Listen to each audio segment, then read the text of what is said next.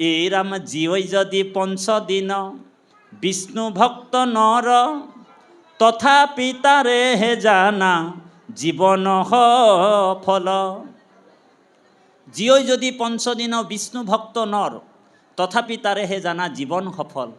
পরম দুর্মতি যিটো ভক্তিহীন নর জীবই যদি বহুকাল সহস্র বছর। মিছাতে জীবই ইটো আত্মঘাত কৰে। আজি যদি আমাৰ কোনোবাই আমাৰ আই এগৰাকী যেনিবা বৃদ্ধ আইগৰাকী বোলে তেওঁ আমাৰ এনাদেউ বুলি কয়, আপোনালোকৰ কি কয়? আইতা কওঁ। বোলে আমাৰ আইতা বোলে 120 বছৰ আয়ু পালে। কিছুমানে কয় নহয় আমাৰ এনাদেউ বোলে 110 বছৰ আয়ু পালে। বোলে আয়ুটো পালে 110 বছৰ, যদি কোনোদিন নামঘৰে অহা নাই। বোলে আমাৰ এনাদেউ বোলে 110 বছৰ আয়ু পালে, বোলে কোনোদিন যদি ভকতৰ সং লোৱা নাই, কোনোদিন যদি ঈশ্বৰৰ সেৱা কৰা নাই, তেনেহ'লে তেওঁৰ আয়ুটো ব্যৰ্থ বুলি কৈছে, ভাগৱতে কৈছে দেই। তেওঁ আয়ুটো পাইছে, আহিল কণা গ'ল কণা খাগৰি কাটিল কি বুলি কয়? 3 গণা। তেওঁ জীৱনটো মানে মানৱীয় জন্মটো পাই আহিলে, কিন্তু কোনোদিন নামঘৰৰ লগত জড়িত নহ'ল, ভকতৰ সেৱা এটা নকৰিলে, ভগৱন্তৰ নাম নল'লে, তেওঁৰ জীৱনটো কিন্তু ব্যৰ্থ।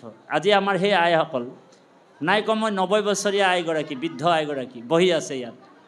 আজি তেওঁলোকৰ জীৱন ধন্য। কেনেকৈ জীৱন ধন্য? ভাগৱতে আমাক কৈছে। ভাগৱতে আমাৰ গুৰুজনাই লিখিছে, জীয়ই যদি পঞ্চদিন বিষ্ণু ভক্ত নৰ তথাপি তাৰেহে জানা জীৱন সফল। গতিকে বাপাই সমস্ত উদ্ধৱক কৈছে, হে উদ্ধৱ কি বুলি ক'লে? দ্বাৰকা নগৰ সাগৰত যাইবে তল।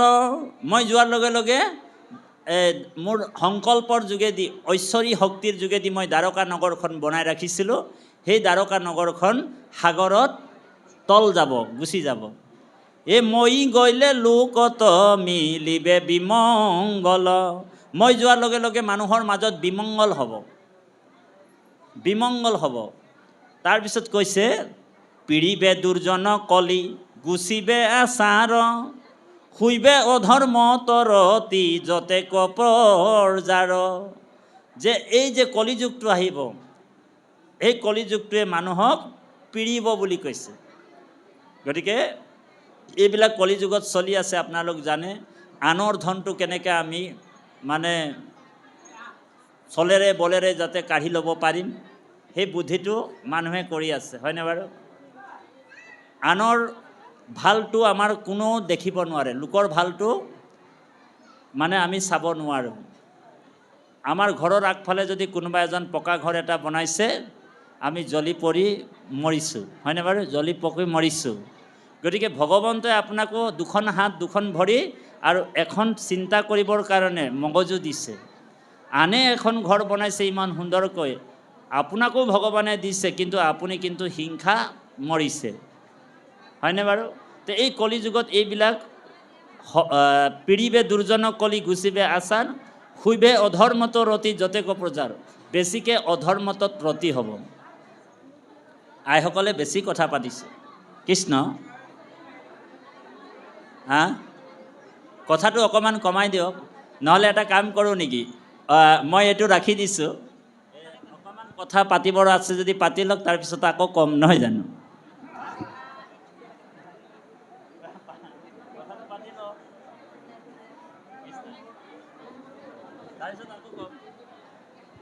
কৃষ্ণ। আমাৰ পৰম শ্ৰদ্ধাৰ ভক্তি মাতৃ আইসকলকো সেৱা জনাইছোঁ। নিজৰ নিজৰ ল'ৰা ছোৱালীবিলাকক যাতে আপোনালোক অলপ কণ্ট্ৰল কৰি ৰাখক। আমিও ইমান দূৰৰ পৰা আহিছোঁ, ঈশ্বৰৰ কথা দুই এটা কৈ আপোনালোকক আমি নিজৰ জীৱনটো কৃপাধন্য কৰিবলৈ, আৰু আপোনালোকৰো ইমান টকা পইচা খৰচ কৰি এই আয়োজনটো কৰিছে, আপোনালোকৰো জীৱনটো কৃপাধন্য হ'বৰ কাৰণেহে অনুষ্ঠানটো পতা হয়, হয়নে বাৰু? আজিৰ আনন্দৰ দিন। আজি এই 3টা দিন আপোনালোক কিমান ধুনীয়াকৈ উৎসৱ কৰিছে, উৎসৱ পাৰ্বণ কৰিছে, কাৰণ আজি 150 বছৰ পুৰণা হৈছে আমাৰ নামঘৰ ভাগ, হয়নে বাৰু? স্মৃতি, হয়নে বাৰু? অতীতক নাযাবা পাহৰি বুলি কয়।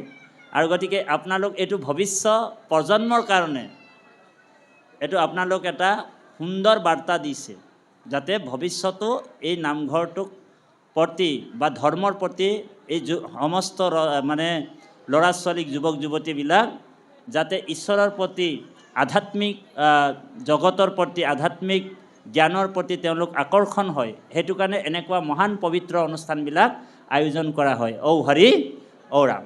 গতিকে এই আদৰ্শবিলাকেই মূল বস্তু। মহাপুৰুষ গুৰুজনাৰ আদৰ্শবিলাক যে আপোনালোক ল'ৰা ছোৱালীবিলাকক দি থৈ গৈছে, আটাইতকৈ পৃথিৱীৰ শ্ৰেষ্ঠতম কাম বুলি কৰ্ম কি? আমাৰ পিতৃ মাতৃৰ কৰ্তব্য কৰ্ম হৈছে নিজৰ সন্তানক ঈশ্বৰক চিনাকি কৰাই দিব লাগিব, 1। 2 নম্বৰ, গুৰুক চিনাকি কৰাই দিব লাগিব, আৰু সমাজৰ জ্যেষ্ঠজনকো আমি সন্মান কৰিবলৈ শিকাব লাগিব। এইটোৱে হৈছে পিতৃ মাতৃৰ মূল কৰ্তব্য, আৰু এইটো পিতৃ মাতৃৰ ধৰ্ম বুলি কৈছে। গতিকে বা পাই সমস্ত নহ'লে আপোনালোক জানে, আজিৰ পৰা মই এটা কাহিনী কৈছোঁ, যদি আধ্যাত্মিক জগতৰ লগত ল'ৰা ছোৱালীবিলাক মানে যোগ কৰিব নোৱাৰোঁ, আমি যদি পুথিগত শিক্ষাৰে শিক্ষাগত কৰাই আমি ল'ৰা ছোৱালীবিলাকক ডক্টৰ, ইঞ্জিনিয়াৰ, কালেক্টৰ বনাব পাৰোঁ, কিন্তু আধ্যাত্মিক জগতৰ লগত যদি জড়িত নকৰাওঁ, তেনেহ'লে অসমত বৃদ্ধাশ্ৰম বহুত খুলিছে।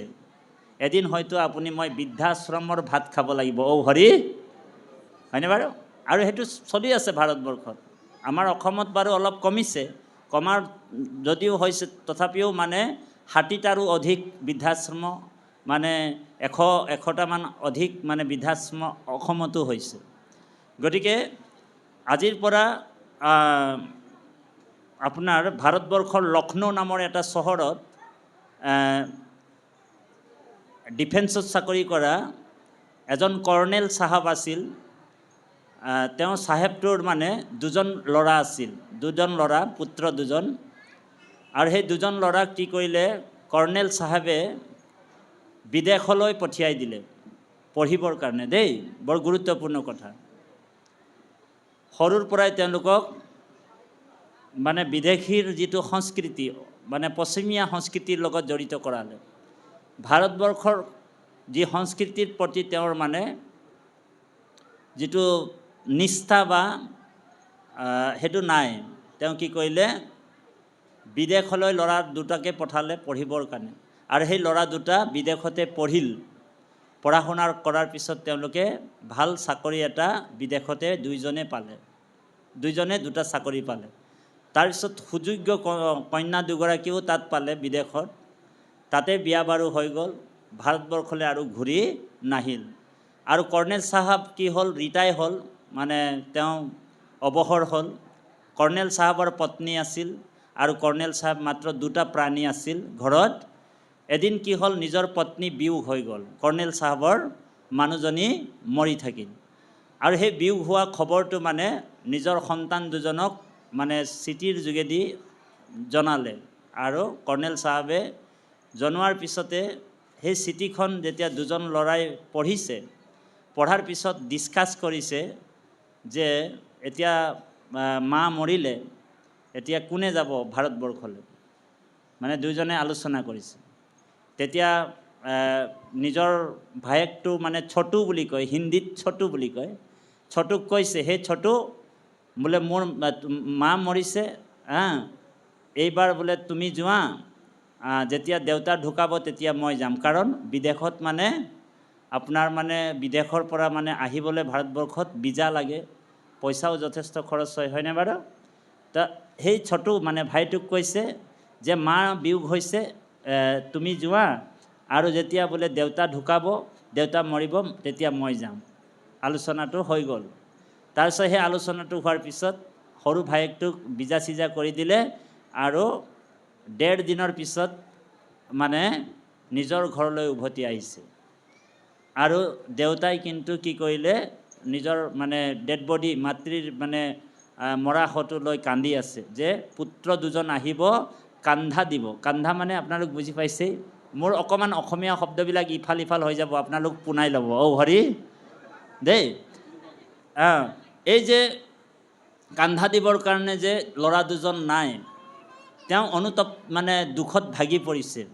তাৰপিছত সৰু ল'ৰাটো আহিছে, বাপেকে চকু ফিৰাইছে, কেনেবাকৈ ডাঙৰটো আহিছে নেকি, ওচৰ চাপিল, আৰু মাতৃৰ যিটো শটো চাই তেওঁ কান্দিছে। পিতেকো মানে পিতৃয়েও কান্দিছে আৰু যেতিয়া নিজৰ সন্তান সৰু সন্তানটোক মানে সুধিছে যে তোমাৰ দাদা অহা নাই বেটা, তোমাৰ দাদা অহা নাই নেকি এনেকৈ সুধিছে, তেতিয়া সেই সৰুজনে কৈছে দেউতা বোলে মা মৰিছে, এতিয়া দাদাই মোক পঠিয়াইছে আৰু যেতিয়া আপুনি মৰিব তেতিয়া দাদা আহিব। ঔ হৰি ঔ ৰাম, বুজি পাইছেনে? এই কথাটো শুনাৰ লগে লগে দেউতাৰ বুকুখন মানে ফাটি চিৰিয়া চিৰি হৈ যোৱাৰ নিচিনা লাগিছে, কঁপি গ'ল বুকুখন। লগে লগে তেওঁ কি কৰিলে, তেওঁ মানে ডেড বডিটো চোতালতে এৰি আৰু সন্তান নিজৰ ল'ৰাটোক এৰি বাপেকে কি কৰিলে ভিতৰৰ মানে ৰুম এটাত সোমাই গ'ল।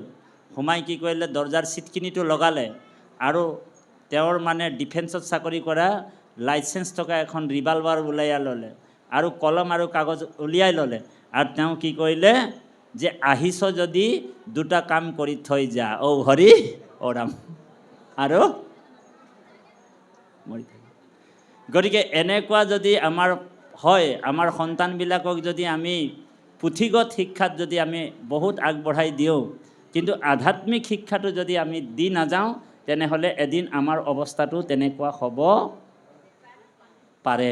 গতিকে বাপাই সমস্ত সেইকাৰণে যিমান পাৰোঁ আমি ল'ৰা ছোৱালীবিলাকক ঈশ্বৰৰ ভক্তিৰ লগত আৰু সমস্ত জগতত যাতে সকলো জীৱৰ প্ৰতি তেওঁলোকৰ শ্ৰদ্ধা ভক্তি আহিবৰ কাৰণে আজি এই অনুষ্ঠানটো পতা হৈছে। গতিকে বাপাই সমস্ত ভগৱানে কৈছে যে কলিযুগটো বহুত মানে ভয়ানক যুগ, কলিযুগত বোলে এজনৰো মন বুদ্ধি মানে পবিত্ৰ নাথাকে, সকলোৰ মনবিলাক মলিন।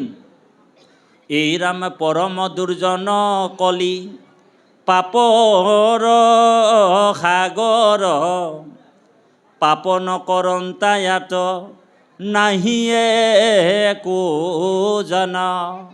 পৰম দুৰ্জন কলি পাপৰ সাগৰ। কিহৰ সাগৰ? পাপৰ সাগৰ। এইটো পাপৰ সাগৰ বুলিছে।